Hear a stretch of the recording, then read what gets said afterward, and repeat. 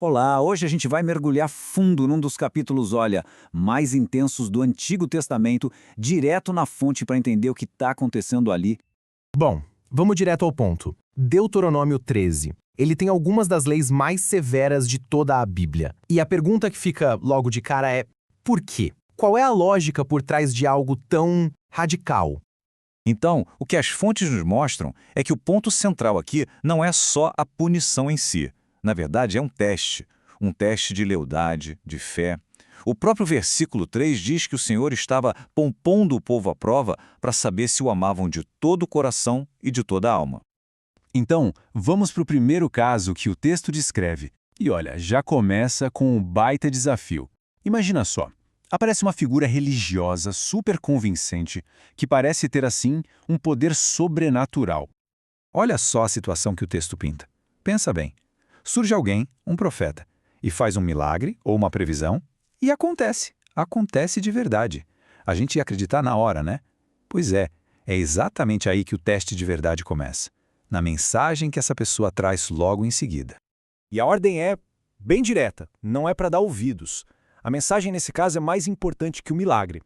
Uma das fontes que a gente consultou, a Jornada Bíblica, até destaca que isso é um alerta, sabe? A lei de Deus estaria acima da autoridade de qualquer pessoa, mesmo de um profeta. Então, o que isso quer dizer? Basicamente, que a prova final para saber se um profeta é verdadeiro ou não é a fidelidade àquilo que Deus já tinha revelado. Ou seja, não são os milagres que validam a mensagem. O que valida é se ela bate com o que já foi estabelecido. E a punição era a morte. Porque o que essa pessoa fez não era visto como um simples erro de doutrina, uma heresia. Era considerado traição. O texto fala que o tal profeta pregou rebelião contra o Senhor. E a gente tem que lembrar que para Israel, que era uma teocracia, isso era o mesmo que alta traição contra o Estado. Bom, se a gente achava que a coisa estava pesada, agora o capítulo deixa tudo ainda mais pessoal. Ele leva esse teste de lealdade para dentro de casa, mostrando que a regra valia para todo mundo, sem exceção. E olha só a quem a lei se aplica: irmão, filho, filha, o cônjuge, até o amigo mais chegado. Quer dizer, não estamos falando de um estranho qualquer, estamos falando das pessoas mais próximas, dos laços mais fortes que alguém pode ter. E a linguagem aqui é dura. Não tenha piedade. Não o proteja. Não tem meio termo. Não tem negociação. É bem drástico. Alguns comentaristas até usam uma imagem forte.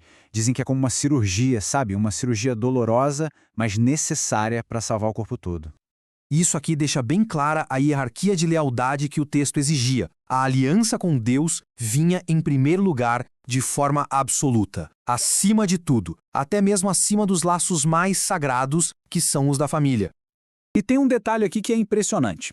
Quem fizesse a acusação tinha que ser o primeiro a tirar a pedra. Segundo os comentaristas, isso tinha um motivo bem prático. Era para evitar acusações falsas ou feitas de qualquer jeito. Afinal, a pessoa teria que iniciar a execução com as próprias mãos. Isso faz pensar duas vezes, né? Certo, agora a coisa cresce. A gente saiu do nível pessoal, passou pelo familiar e agora vamos ver como a lei lidava com a situação quando uma comunidade inteira se desviava. É isso aí, o cenário final é de uma cidade israelita inteira sendo levada para a idolatria.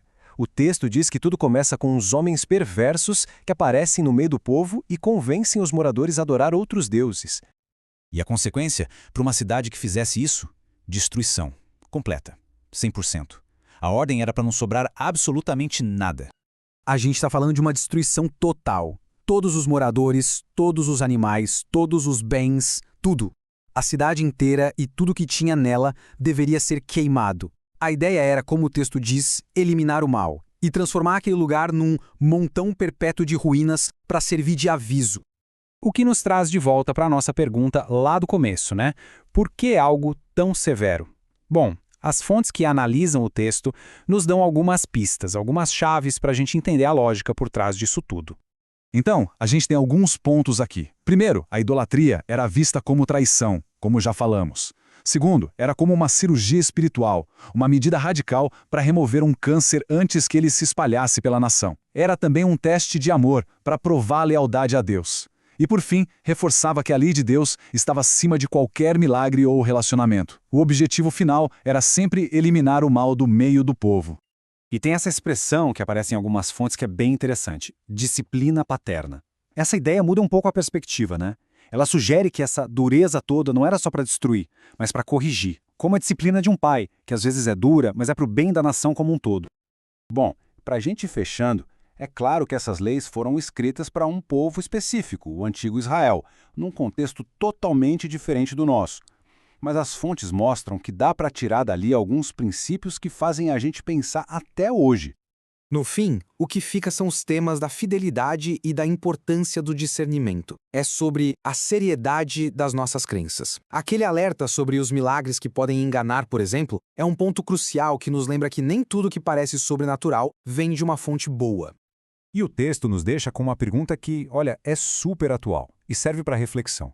Como a gente equilibra o amor que temos pelas pessoas com a fidelidade às nossas convicções mais profundas? É uma questão que atravessa milênios e, com certeza, ainda faz a gente pensar muito hoje em dia.